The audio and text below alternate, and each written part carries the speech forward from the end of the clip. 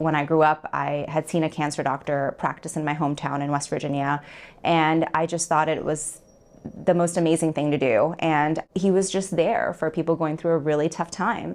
And it hit me then that I want to be that person. I want to help people in this situation when they're going through a tough time. And it made me realize that I want to go into cancer care. So I'm a physician in radiation oncology, and I specialize in primarily genitourinary cancers. So that includes renal cancer, bladder cancer, and prostate cancer. Your consultation can either be in person or virtual with me. And what we first do is introduce ourselves. I want to hear a little bit about how you're feeling, what your symptoms are, what your concerns are, how I can help address that. And then we slowly go through different steps of talking about genitourinary cancer. So for example, if it's prostate cancer, we'll talk about staging, we'll review imaging findings, we'll review pathology findings in your labs. We'll talk about what that means for you, what kind of stage of cancer you have exactly, what recommendations we have in terms of standard of care treatment guidelines. We talk about clinical trials that are open not only nationally, but clinical trials that we have open here locally at the Cleveland Clinic,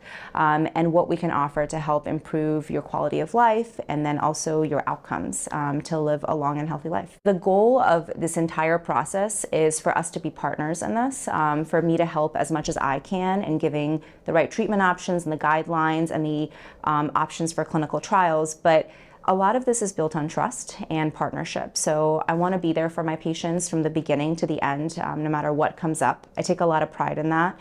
And it's a true privilege to be in the situation where I can be able to help.